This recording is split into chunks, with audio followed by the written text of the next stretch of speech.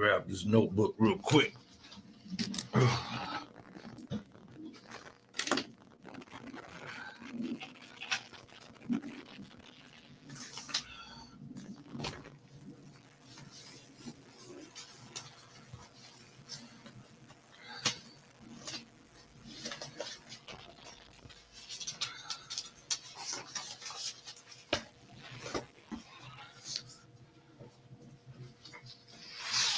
All right. Oh, wait a minute.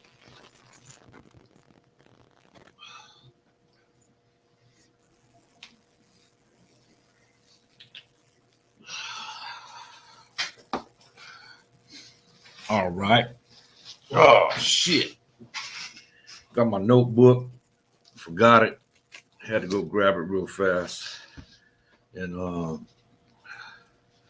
get these notes out. I really don't need notes because I pretty much know the dates, what I want to talk about. As you can see by the thumbnail, I'm going to wait for a couple more viewers to get in here. Put these comments on. Comments are up. And I'm going to wait for a few more viewers to get on before I give you my spiel. As you can see by the thumbnail, I'm talking about the first time I ever went to a SHU.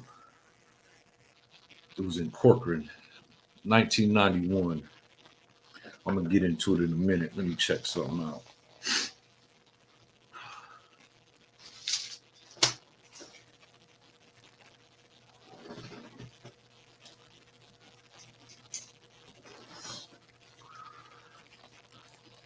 Corcoran SHU.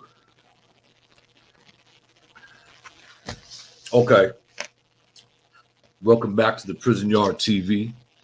If you haven't already, hit that like button. Hit that like button. If you already haven't subscribed to my channel, go ahead and hit that subscribe button and hit the notification button to be notified. My dog's going crazy out here. Hey, stop that. And yeah, I want to talk a little bit about the SHU because I see a lot of these channels talking about the SHUs and whatnot. But when I went to the SHU the first time in the early 90s, let me back up a little way. So I first went to prison in 89 from California Youth Authority, DeWitt Nelson as an M number. Went to prison 1989, and got out in 1990 and stayed out 7 months and went right back to prison on a 3 years, 8 month sentence. I get to Tracy, and I grew up with this cat named Rocky Matafa, Samoan cat, SOS cat. He was there in D-Wing. So, of course, after I went through the reception, he moves me in the cell with him, and we was rocking for a few months. Well, at the time, it was my second time to prison, so I thought I knew a lot. Even though I wasn't educated righteously on my second term because I barely got there, I was educated enough to know what was going on. So when I moved in the cell with Rocky, he had a banger in the cell. He had like an 8-inch ice pick in the cell. So I go out there, I do my thing in the visiting room on the dance floor, and I'm right back in the mix, picked up from where I left off when I got out 8 months prior. And you know, I was in the sales of drugs, of narcotics when I was in prison. So he had this banger in the cell. And not to get into too many details, but we get caught with the banger. And of course, Rocky at the time, I think he had 3 years left. And I just got 3 years, 8 months. So he already been there a year or two when I got there. And I know his whole family, his nephews, his sisters, his mom and his dad. Rest in peace, Rocky. Rocky died. He got out from doing a long joke. And he died about 6 years ago. And he was a good friend of mine. I've been knowing him all his life. He was my cousin Albert's best friend. And that's how I met him, through my cousin Albert. But anyways, so we get caught with the banger in May of 1991. We both go to the hole. They put us in the cell together in the hole in Tracy, K-Wing. We're in the hole, and we had a discussion, and I told him I'd take the banger. It'd be mine. So, of course, this was my first time getting in trouble as far as weaponry was involved in prison. So I take the beef. So I go to committee after my 115, and I think they gave me a 12-month SHU. I think it was a 12-month SHU or a 10-month SHU. I think it was a 12-month SHU, 2 months suspended or something like that. That's what they used to do back in the day. They used to suspend some of your SHU if it's your first SHU term. So I'm in K-Wing for about 90 days. And they tell me anything over 6 months SHU term, they send you to Corcoran, or I believe Tehachapi was a SHU back then. So, of course, I'm waiting for the bus to come. 3 months later, 90 days in, sure enough, they call my name. Roll your stuff up. You're going to Corcoran. They come give me a bag. I get on the bus, and I'm hearing all these stories. I already heard all kind of stories while I was in the hole waiting for the bus. Rocky was telling me about the SHU. A couple Norteños that I used to run was telling me about the SHU, what was going on up there. How it was explained to me was when you get to the SHU, you have to go to committee before you're cleared for the yard. But once you're cleared for the yard, you're expected to go to the yard. And what was happening in Corcoran, I know you guys heard about the stories about Corcoran Gladiator School back in the days. What they was doing was the COs that ran the SHU, they would send you and your cellie out to the yard with your enemies. Back then, let me back up. As you guys can see is the thumbnail is of Corcoran SHU now. Them are the dog cages. And them cages they don't represent anything. Now, if you go to the SHU, they send you and your cellie to a dog cage by yourself. And the reason why they did that is because there were so many lawsuits, so many deaths in Corcoran SHU back in the 90s. Because the COs, they would put you out there with your enemies, and they knew you guys were going to fight, try to stab each other, try to kill each other. They would bet on us. So I knew all this. And so I was laced up that, when you got to the SHU, after you got cleared through committee, you had to go to yard. Whoever your cellie was, you guys had to go to yard, and the COs knew this. And if you didn't go to yard, you was considered all bad. You was considered no good no more. So I knew when I got there, the next 10 months I was going to, I think I had 7 months left when I got to the SHU in Corcoran. And I believe I went to 3B lower, 3B lower, or 3B upper. No, 3B lower. I believe. I've been there so many times I get confused. But I believe the first time was 3B lower, left lower. Maybe right lower. I don't remember exactly. But I want to give you guys an insight of what happens when you go to SHU back then in the 90s. Even in Tracy, when I was in the hole, they had an integrated yard. And what I mean by that is you go to yard, hit that like button, y'all. Scotty J, good looking, man. What I mean by integrated yard is they don't have that no more. They don't have integrated yard. Now they got them dog cages like on my thumbnail. You go out there by yourself with your cellie, and they put you in a cage so you're separated. Integrated yard, they used to send Northerners, Southerners, whites, blacks to the yard together. And they knew they couldn't send too many out there. So what Corcoran would do is they would send a cell of Northerners, a couple cells of Southerners, and let you go out there and fight. But my first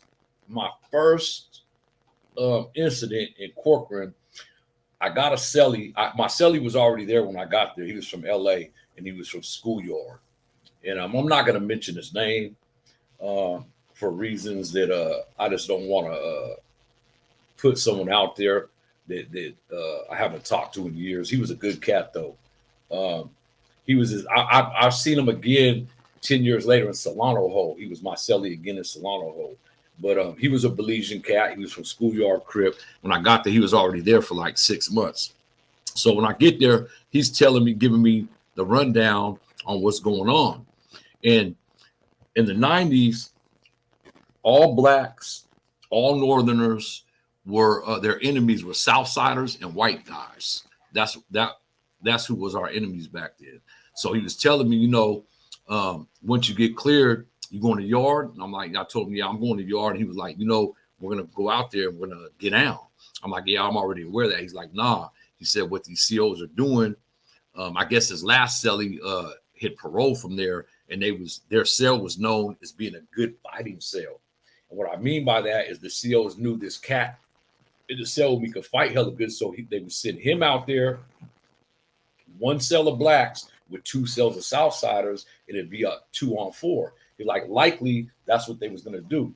So after I think 6, maybe 10 days, I was in the cell with them. I go to committee. They cleared me. They told me I'm eligible to go to the yard. So, 4 or 5 days after that, in order to go to the yard, you have to tell the COs, they come by your cell and they say, cell such yard, and you got to have your light switched on, and you got to be ready with your shoes on at the cell door. And the cell doors aren't doors, they're mesh. So they can see all the way in your cell through this mesh if your lights are on. And Belizean from Los Angeles. Up high. Yeah, shout out to Belizeans, homie. So what happened was about 7, maybe 10 days after I got clear from committee, every day after that, we was at the cell door waiting for him to come by and let us out. And of course, during that time waiting to go out to yard for that 7 days, I was trying to peep who was on the tier, even though he told me there's Southsiders to our left, there's white boys to our right, there's Northerners down there. I wanted to see the people that we considered enemies at the time. I wanted to size them up. So I was at my door all the time, constantly sizing these guys up. So the day came, about 7 in the morning. So they have, I think they used to run 2 yards in the morning time, 1 or 2 yards in the afternoon. And I don't remember if they had a evening yard or not, but I remember in the morning time, they used to run 2 yards. So we was the first yard, and it was like 7 in the morning.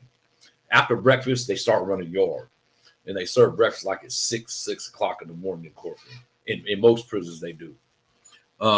So we was suited and booted, waiting at the door, and I didn't see them go to no one else's cell door to let no one else out the yard before us. And this is my first time.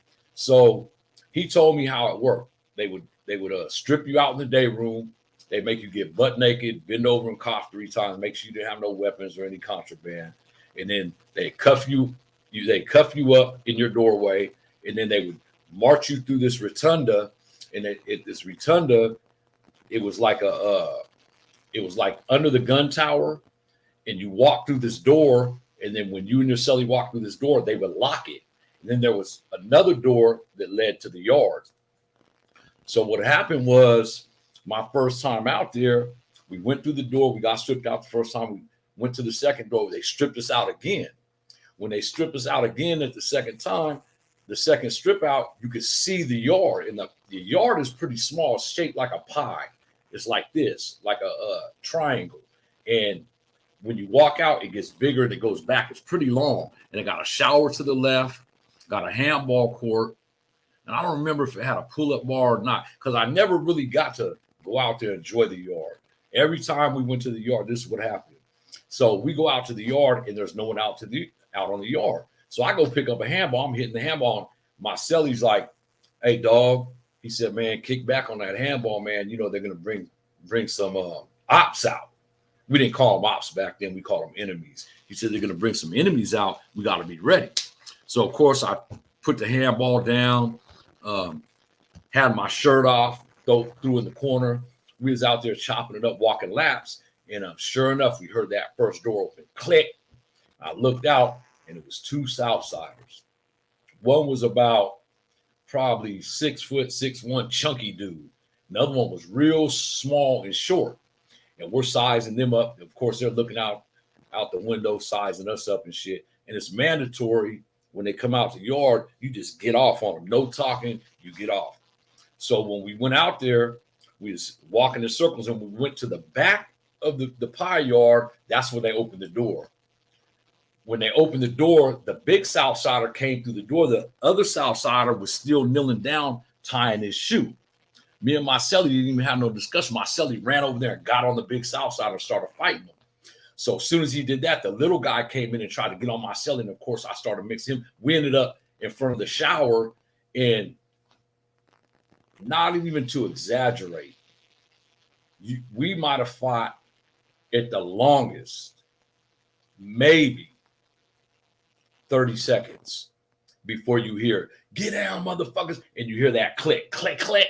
Now, when you go to Corcoran and R&R, they tell you there's no warning shots. When you go to the SHU, there's a big ass sign on the yard that says no warning shots will be fired. So you, in the back of your mind, you're thinking, okay, and then you see all the shots on the ground, on the walls, all the bullet holes, and you see that this has been a deadly ass place. It's an eerie feeling. So we fight for no longer, I'm telling you, than 30 seconds before he shot the first round. And the first round was Big Bertha. And they shot it in the direction of me and the little guy, because by then the big Mexican dude, Marcelli, they was way back they already moved from the doorway all the way back to the back wall. And the back wall is quite wide. So the closest to this gun tower is me and this little dude. He shot Big Bertha, went in the shower, and you just seen it hit the ground, pop up, and bounce all the way back at me. So I knew this Big Bertha, if they hit you, it was going to hurt. So what I did was I kind of moved towards where I'm watching the tower, but I'm fighting him where his back is to the tower. And the second time, he picked up that Mini 14, and I heard it engage. Click, click, get down, motherfuckers. And you knew then that you better get down.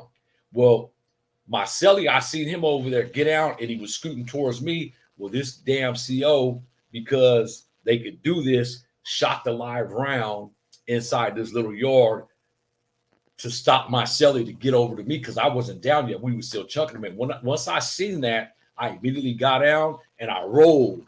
And I rolled as far away to the cat I was fighting to the right. And I got to the other side of the wall, and me and Marcelli's just facing each other, and we're talking. Of course, they come in there, 6, 7 COs with mace, and they tell us, get down, motherfucker. We're already down. They're kind of roughhousing us. They handcuff us. And what they do is they take us to these cages, these phone booth cages, not like them dog kennels on my thumbnail, but these phone booth cages. They put all 4 of us in our own little phone booth cage, and we're cuffed up, and they got the cuffs on hella tight. All I remember is I hit dude in his tooth, so I had my knuckle was leaking, but I couldn't feel my right hand. The cuffs were on so tight, but I thought it was because I hit dude, my hand was broke, but it wasn't broke. So we're sitting in these cages for probably, I want to say like 2 hours, and it's morning time, so it's cold. So we're sitting in these cages, and they got to medically clear you to go back to the cell. No, they didn't even take us back to the cell. They took us to here's what happened. They came, the nurse came. They asked us, was we all right? Do we need to have any medical attention? And back then in the 90s, even now, I believe, you are not allowed, and this is not per CDC, but your people, I ran with the Crips back then, they tell you to refuse medical attention. And it's like, you could be fucked up. You could get hit by Big Bertha. You could have been scraped. You could have need stitches, but you have to refuse medical attention. And I never understood that, but it was more of an ego thing. You know, your people didn't want you to look like you lost a fight, you got beat up, even though if you did get beat up, they didn't want you to have medical attention. So, of course, me and Marcelli, we refused medical attention. So after the nurse came by and asked us, do we want medical attention? We both say no. So we're sitting in the cage for an hour. He's like, we're going to, they're going to roll our property up, and they're probably going to split us up. We're going to Bedrock. It was called Bedrock. That's what it was called. And so when you go to Bedrock, you know, they leave you in there for 10, 20, probably 20 days at the most.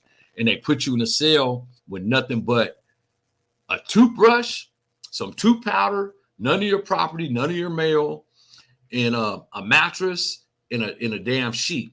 Your bedding. That's all you get in there, and you're in there, and you got to get cleared. So the 115s come while you're in Bedrock. You plead to the 115s. They hear the 115s. If you're found guilty, which we all four got found guilty on the 115s. Then, if your cell ain't taken, they send you back to the cell, or they split you and your cellie up and put you in a different building. Fortunately for us, we was only on Bedrock for 8 days. They sent us back to our same cell. So when we get back to the cell, you know, we're chopping it up, and you can't go back to yard after you get in your first little fight. After every fight, I think you got to wait 10 days to get cleared again. It's every 10 or 12 days you go back to the yard. And then the whole thing is repeated over and over. So we did this. Me and Marcelli did this for 4 months together. Every 10 days, we was going out there fighting. And, you know, Marcelli was a hell of a fighter, man. I never seen him lose a fight. And because of that, our cell was known to be a good fighting cell. And, you know, after 4 months of doing this every 10 days, it gets old, man. So finally, the last time we went out there, they sent us out there with 4 Mexicans, four Southsiders. I can't think of their names, but we did our thing, and that fight might have lasted 20 seconds again. We got down. I got hit in the back of my head. I was fighting one Southside, another one hit me in the back of the head. It felt like he hit me with a bat. He hit me so hard, and that's when I got hit with Big Bertha for the first time in my left side. Tore me up. I had a big old purple bruise like this on my back. Marcelli was so immune to Big Bertha, he would just take it, and he wouldn't even talk about it. And, of course, he was darker than me, so the bruises didn't look as bad as mine did. But, yeah, so the last fight we had with the 4 Southsiders, they separated us. What they did, they moved me in the cell with a dude from Harlem. And the dude from Harlem was a beast. Big old dude. I'm not going to say his name either. But he had a life sentence, and he was like a factor. And back then, I think he was in his late 30s. He's still in jail to this day. I looked him up not long ago. But everyone from LA knows this cat. Big old cat, big dark-skinned Suge Knight looking cat. But anyway, they moved me in with him. Of course, the fighting started all over again. We had to go out there every 10 days. And you know, it gets old. But I just want to let you guys know, you know, if you ever end up in prison and you ever go to get in trouble in prison, that's where you're going to end up, in the SHU. Now, when you're in the hole in the SHU, like you see my thumbnails, it's pretty much you don't have to worry about that, because, like I said, they send you out there and they send you in a dog cage with you and your cellie on. Now, I seen it go down in the dog cages between cellies, and I never got that, because if you're in a cell with someone, you could fight in the cell and get away with it. But if you're in the dog cage, you're going to get caught. So why go outside and get a 115 and get in a fight in the dog cage with your cellie if you could fight in the cell and keep it, you know, on the low? I never understood that. But this is what prison used to be like in the 80s and 90s. You had to really defend yourself. And, you know, I never really liked to get hit in my face. I used to box with Tony Lopez when we was young. Our whole neighborhood did. We used to go to Tony Lopez's, Tony the Tiger Lopez. He was the IBF junior lightweight champ. And before he was a champ, we used to go to his front yard, and his brother used to make us put the gloves on. So I knew how to fight from a young age. But did I like it? Especially in prison where there's no rules. But I'm going to tell you something. When you fight in prison, I don't care who you are. I don't care how bad you are. There's always someone that could whip you, man. And I remember, if I sit here and tell you that I wasn't scared the first time I went to that SHU yard, I'd be lying to you. I remember it felt like, you know, when your adrenaline's pumped up and you're anticipating something, anticipating violence. Well, you get real on edge. And for 7-8 days, I'm waiting to go to the yard thinking today's going to be my day. So by the time we went out there and I seen what it was, 20-30 second fight, I was like, oh man, we was building ourselves up for this shit. And it was only a 20-second fight. It's like you go out there and it's over with as soon as you get out there. You ain't fighting no 1-2. I haven't seen a SHU fight that lasted more than 30 seconds. And I've seen a lot of them. I heard a lot of them. You hear them. You hear the cops from inside the building get down, and then they're walking back through the building. So you have to get yours immediately when you get on that SHU yard and get in a fight. I remember I got in a fight in Solano Hole. Me and my cellie got in a fight with these two white boys. We was out there on the whole yard. We got in a fight out there because they did something. They owed someone some money on the yard. We got a kite and we got out with them in there. And that fight probably was the longest fight I ever had in the hole. And that probably was like 45 seconds. And we didn't get out. We got shot by the block gun then too. That was later on, I think in 2001. But yeah, man, I want to let you guys know how different prison is in the 2000s compared to the 80s and 90s.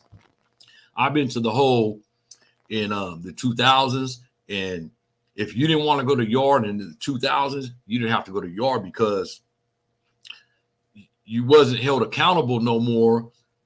Accountability, you wasn't held accountable because you only went out there with your cellie, so it wasn't mandatory for at least the blacks, the Crips. You didn't have to go to yard. I know the Northerners had to go to yard. I think the Southsiders did, even in the dog cages. But us, we didn't have to go to yard. Even though I like going to yard, getting sunshine, that's the only time you get sun, and you only get yard 3 times a week. So I made every yard when I was in the hole in Solano. I was in the hole in Solano for almost 2 years, man. And I look forward to going to the yard. But yeah, I just wanted to touch. Let me answer James. Were you ever locked up with Big G Man or Teardrop? I was locked up with both of them, homie. I know both of them from the street. Me and G Man started doing prison time together in 1989. Well, I don't know if he started, but when I first went to prison, I went to Vacaville for like 90 days, and me and G Man was bunkies in T-Wing dorm. That's before he was paralyzed. Me, him, and Andre Montu was the only Crips in that dorm, and we was all 3 from 29th Street. Teardrop, me and Teardrop was in Z dorm in Tracy. I want to say either 95 or 1997. Me and Teardrop was in Tracy together, and then he came home. I came home, and that's when he caught his life sentence he got now. But yeah, I was locked up with both of them. James, hey James, did you go to Chill Will's funeral, homie? I couldn't make it. I was working, man. But I seen a lot of pictures. People sent me all kind of pictures of him. He had a blue rag with his face on it and shit. But yeah, I want to know, did you ever make it to his funeral or not, man? I wish I could have went so I could find out who you are. You ain't told me who you are yet, man. I don't know why you don't email me or IG me and tell me who you are, because obviously we know each other. You know everyone I know. But yeah, I'm here to answer questions. Now I just wanted to get that story out there about Corcoran SHU. It was not a pleasant time in my life. I look back now, and not just me being in prison, but the things I was doing on the street, and I'm truly blessed. I'm truly blessed to still be here and able to be on YouTube. I'm truly blessed to even be alive right now. Some of the shit I've been through in prison and on the streets. It's a blessing that I'm still here. I can still pick up the phone and call people. You know, I can do whatever I want to do. I'm not on paper no more. This is the first time in my life. I'm 53. This is the first time in my life I've never been on probation or parole. And it's like, damn, I don't got to go report. I don't got to worry about a violation. And it's like, it's new to me. It's new to me because, I'm used to having to check in. Yeah, we got to link up, James. Shit, if I found out who you was, we can link up tomorrow, homie. All you got to do is hit my IG. It's King, lowercase King, then lowercase, and then lowercase, great, lowercase 1. Hit me up on IG, homie. or hit my Facebook up, Danny King Barros, and send me a DM, man, and we could hook up, homie. I would like to do that. Maybe we could talk about some of the things we're talking about on here. Teardrop still hasn't hit me. I messaged him. Let me see. I messaged him today, matter of fact, and he usually messages me right back, but he hasn't messaged me. Oh, Angela's on here messaging me now. My ex-wife been messaging me on YouTube all day. Not all day, but she been hot activist. Yep, feel for you. Let me look and see if Teardrop had messaged me back yet, man.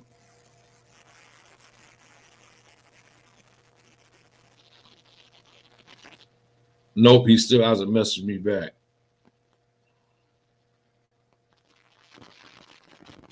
So I'm waiting for him to hit me back so we could do our thing, man. Sounds like a plan, huh? Do I ever look back in my time in prison and regret it? Corey Ferguson. Regret me going to prison or me actually in prison doing some of the things I did in prison? I have no regrets. I try to live my life with no regrets, homie. And if I didn't go through what I went through, going through my whole doing time in prison, I probably wouldn't have learned the things I learned and met some of the greatest people I've ever met. And I know it's hard for people to believe that hasn't been to prison, but I've met more righteous people and more talented people while I was in prison than I have on the street, man. And I'm real close to some of the people I met in prison, even back in the days. I still keep in contact with a lot of people I met in prison back in the day. So I don't have no regrets. When is Teardrop and G-Man coming on here? So, like I was saying, James, me and G-Man spoke about this recently. And at first, you're like, I ain't getting on your damn little YouTube channel. I ain't getting on that shit because I'm going to speak the truth. I'm going to bust people out. But that's what I want. So I told him, yes, I haven't talked to him in over a week now. Teardrop, me and him been talking about this for like 2 months now before I stopped doing YouTube. I stopped for a couple months and he wanted to get on my channel then. But I talked to Teardrop probably. I haven't talked to him. We messaged each other on Instagram. And the last time me and Teardrop talked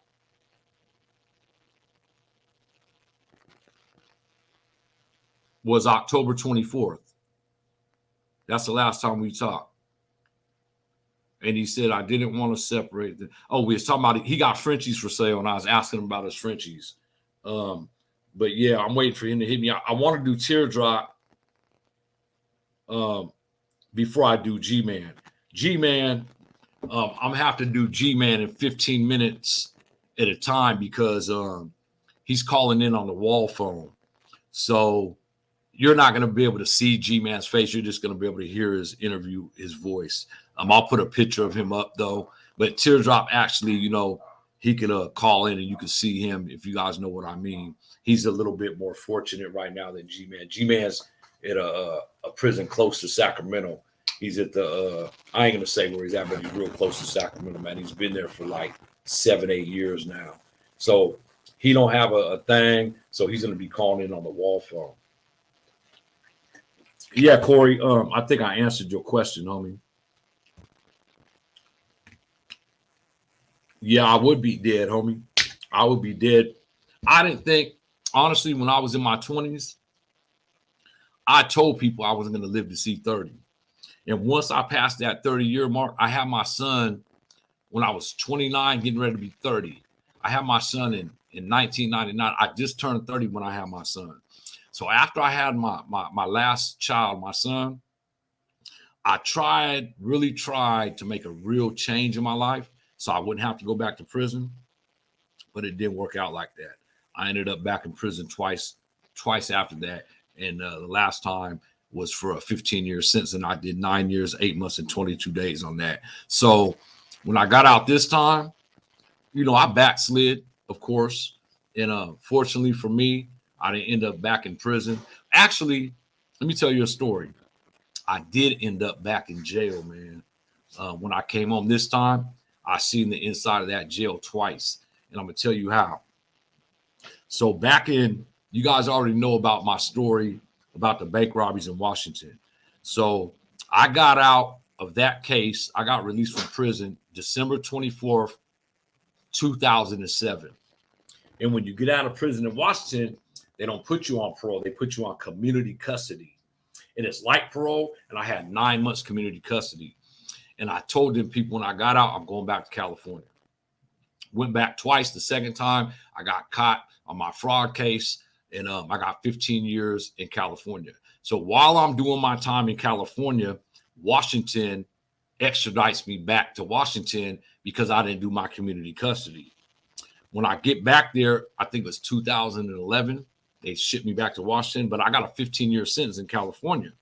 They seen how much time I had in California, and they dismissed the case. So when I got out this time, March of 2018, I did the year and a half on parole here. I got off parole, and 8 months after I got off parole, I got pulled over. I got pulled over in my neighborhood on Amherst, 10 o'clock at night, getting ready to go. I was on my way to my wife's house, my ex-wife, my second ex-wife, my son's mom. And they pulled me over, and I was sitting there playing my game in my car. I gave my ID and shit. I was out there for like 45 minutes. The helicopter came, 6 police cars, and they draw down on me, and they put the handcuffs on me, pull me out the car, and tell me I'm an escapee from Washington State. After I just did 9 years in California, got off parole in California, 8 months later, they pulled me over and tell me I got a warrant in Washington. Why'd they even let me out of California prison if I had a warrant in Washington? I told the cop. Anyways, I go to county jail. I'm there for like 12 days. This is Thanksgiving, right before Thanksgiving of 2000 and I want to say last year, 2021. No, 2020. It was 2020. They take me to the county jail. Washington comes to get me. They take me out there. I'm in Washington jail out there, Chehalis, I think. And I'm there for 14 days. They take me to a board and they release me. They flew me out there to release me 14 days later. And they tell me I got 7 more months on community custody out there. I told them I'm not staying out here. I don't know nobody. So I came back to Sacramento and they transferred my community custody and made me stay on parole here for 7 months. So actually I did go back to jail. So I did go back to jail since I've been home. Chase wants to get up here and get on camera. This is my dog. What's up, man? Want to say hi? You out down there barking at me, huh? This is my dog, Chase, man. He's my family. This is my best friend right here. This is who I trust the most in life. He don't talk back, but he's very demanding. Say hi to my viewers, Chase. Say hi. He likes his stomach rubbed a lot. Here, sit right here. If I don't pay him no attention, he'll start barking and shit. So I gotta play with him while I'm talking. Yeah, Corey. I wouldn't probably be dead. I would be dead, man. And it's fortunate that I'm still alive and I'm still able to change. Every day I'm fighting with myself, changing. I'm not perfect, but I know one thing. I'm not doing nothing to go back to the penitentiary, not in this lifetime. I'm trying, unless someone messes with my kids or my mother, I'll never go back to jail. That's the only way I'll go back to jail, someone messes with my family. Any more questions before I sign off? I've been on here, 39 minutes. I'm keeping them down to 45 minutes now. Tomorrow I'm doing another, I'm trying to get it. I just text, hey, boy, I just text Teardrop again. So hopefully he'll get back to me and hopefully we can do a video tomorrow. I want to get him on here. He got I don't want to get into his case, but I really want to talk about his case if he's willing to on my channel and how his life has changed since he's been in prison. He's been in jail a lot, over 20 years right now.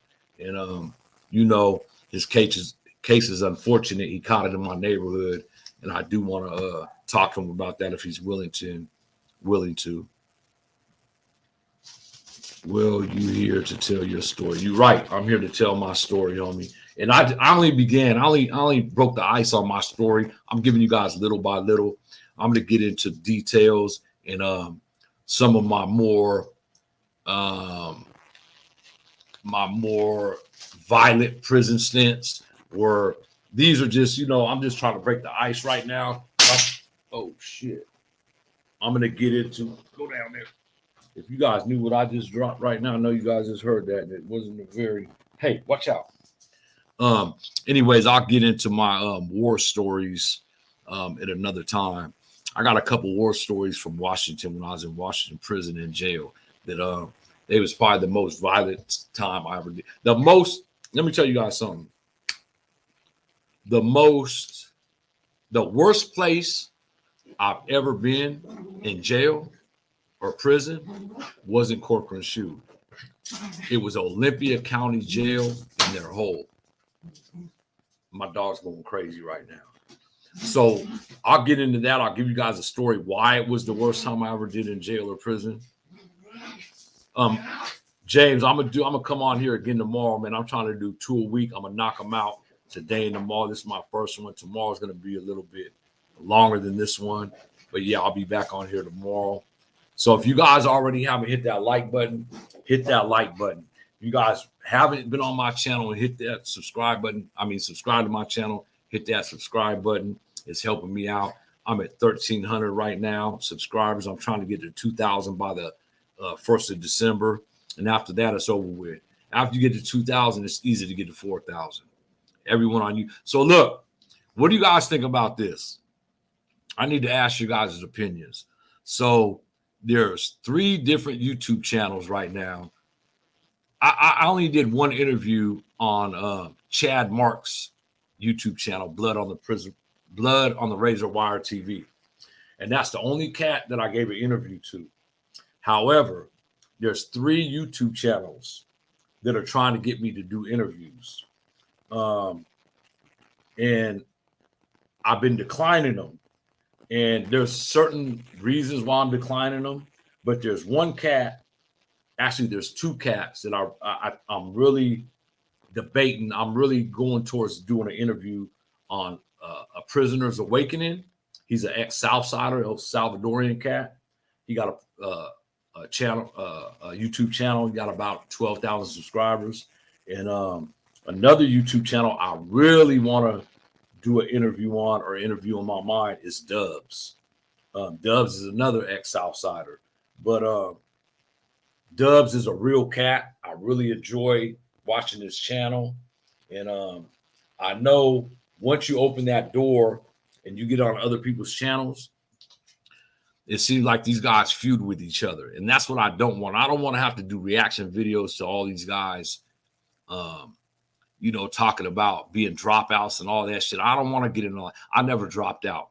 I paroled active. I just choose not to be an active gang member on the street no more. I'm too old for that shit. I'm a grown man now. I think it was stupid when I was doing it, looking back now. And I wish I would have never joined the gang. I wouldn't have did 28 years in prison if I hadn't joined the gang. But what you guys think about me getting on them 2 YouTube channels, man? There's another cat. I'm refusing to get on his. I'm not going to even mention his name. He ain't worthy to mention, but he's begging me to get on his channel. But I know L at Prisoners Awaken, he's funking with a couple of these cats. And I don't want that funk brought over to my channel. I don't want no problems. I don't want no animosity towards my channel. My channel is just getting up and running right now. I don't need all that conflict with my channel and other people's channels. So what you guys think? Should I do it or not? I'm going to go ahead and sign off. If you guys haven't told the people you love that you love them, tell them today. Don't let another day go by. Stay blessed, stay up, and stay out of trouble. And I'll see you guys tomorrow.